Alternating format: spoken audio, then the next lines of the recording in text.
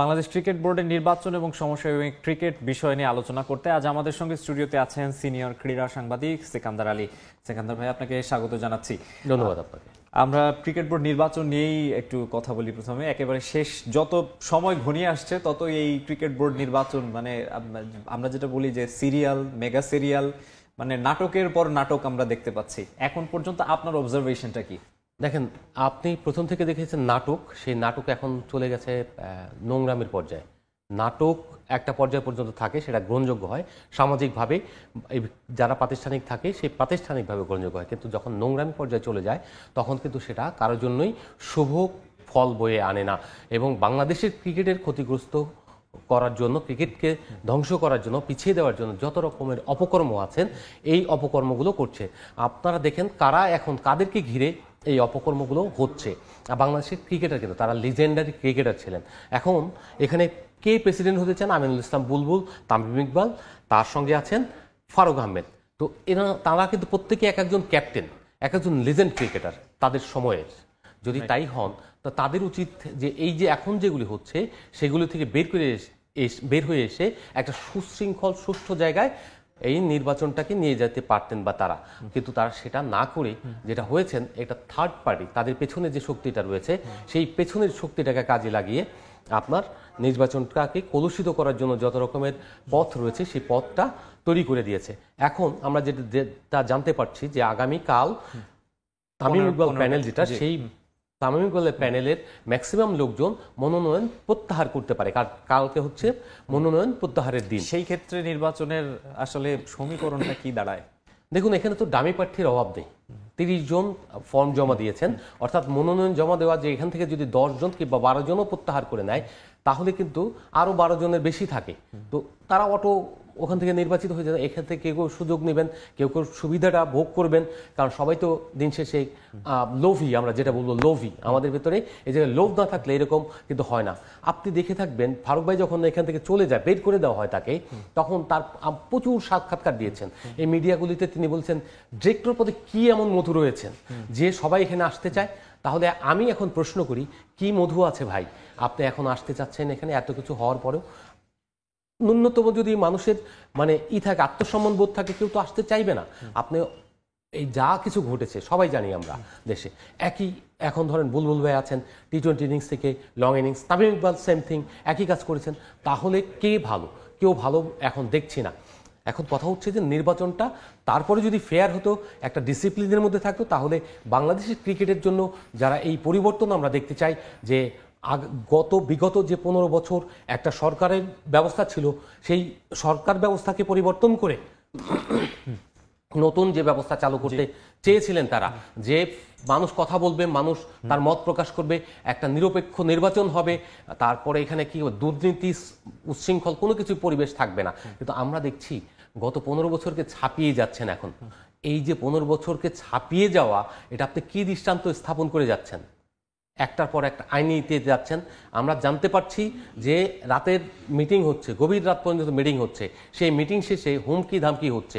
এবং যেটা জানলাম ক্লাব কর্মকর্তাদের কাছ থেকে, গত রাতে যে মিটিংটা হয়েছে সেই মিটিং শেষে যখন সমঝোতা হয়নি, সেই সমঝোতা না হওয়ার ফলে বলেছেন যে ব্যাক অফ দ্য মাইন্ড যে প্লেয়ার খেলছেন, অর্থাৎ সেই মহাশক্তিশালী ব্যক্তি, তিনি বলেছেন আমি সু করাবো এই 15টা ক্লাবের বিরুদ্ধে, অর্থাৎ যেটা আপনি করবে আর কি, রিট করবে।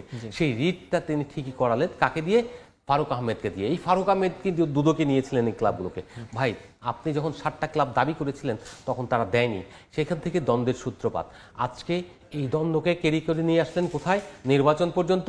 তাদেরকে একবার বৈধ করলেন নির্বাচন কমিশন দিয়ে, আবার নির্বাচন কমিশনকে সে আদালতে নিয়ে গেলেন, আদালতে নিয়ে গিয়ে আপনি অবৈধ হিসেবে তাকে স্থগিত করে দিলেন তার councillorship. This is not fair. বাংলাদেশের ক্রিকেটের জন্য ভালো না।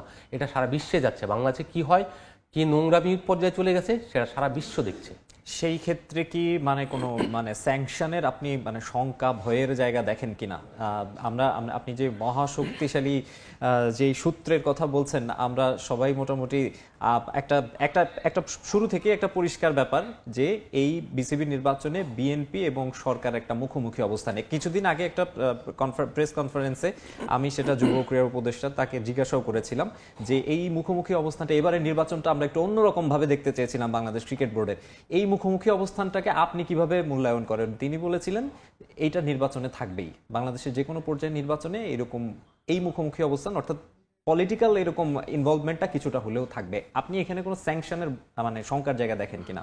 আমার কাছে আইসিসিকে ওই রকম কোনো সংগঠনই মনে হয় না যে ফিফা কিংবা ফিনা যারা ওই সাঁতারের কিংবা জিমনাস্টিক্সের কিংবা টেনিসের তারা যে পরিমাণ শক্তিশালী। আপনি ওয়াইসির কথা চিন্তা করেন, রাশিয়ার মতো দেশকে একেবারে অলিম্পিকে খেলতেই দেয়নি। কেন ইমাজিন? বাংলাদেশ ক্রিকেট বোর্ড যা তা করছে, বাংলাদেশ ক্রিকেট বোর্ডে যা তা হচ্ছে, সরকারি হস্তক্ষেপ একেবারে ওপেনলি হচ্ছে, সেই জায়গা থেকে আপনি সেই কোনো কিছু বলছেন না, আপনি অবজার্ভ করছেন। কাকে দিয়ে অবজার্ভ করছেন আপনি এখানে? আইনগত দিক দিয়ে না কোন দিক দিয়ে? আপনারা বোঝেন না যেটা হচ্ছে। এখন উপদেষ্টা যেটা বললো, আপনি এটা বললেন যে উপদেষ্টা বলেছেন যে এ বাংলাদেশের নির্বাচনে এরকম হবেই, সরকার আর প্রতিদ্বন্দ্বী দল মুখোমুখি হবে, এটা তো হতে পারে না। আপনি তো নিরপেক্ষ সরকার, আপনি তো নির্বাচিত সরকার না যে আপনি অন্য কোনো পার্টি, আপনি তো জামাত না। যদি বলেন জামাত তাহলে প্রকাশ করেন, আপনি বিএনপি আর জামাত হলে তাহলে ঠিক আছে, কিন্তু যখন নিরপেক্ষ সরকার থাকে, যখন অনির্বাচিত সরকার থাকে, তখন এটা তো মুখাপেক্ষি মানে মুখোমুখি হওয়ার কথা না, সংঘর্ষ হওয়ার কথা না, বরঞ্চ কিভাবে ফেয়ার, ফ্রি এবং ফেয়ার ইলেকশন দেওয়া যায় সেই প্রক্রিয়ার দিকে নিয়ে যাওয়া উত্তম। কিন্তু সেই উত্তম জায়গায় আপনি না গিয়ে আপনি যদি ব্যাক হ্যান্ডে খেলেন এবং পেছনে যদি দরজা দিয়ে আপনি অনেক কিছু করতে যান, সেটা বাংলাদেশের ক্রিকেটের জন্য তো দূরে থাক, প্রত্যেকটা স্পোর্টসের জন্যই এটা ক্ষতিকর। এই দৃষ্টান্ত কিন্তু আজীবনের জন্য থেকে যাবে। তামিম ইকবাল একটা কথা বলেছিলেন যে যেটা হচ্ছে এটা কিন্তু একটা ল হয়ে যাবে, প্র্যাকটিস হয়ে যাবে। যেটা পাপনরা করেছিলেন তার চেয়ে বেশি আপনারা খারাপ করছেন। তার মানে হচ্ছে যে যায় দিন ভালো, 80 দিন খারাপ।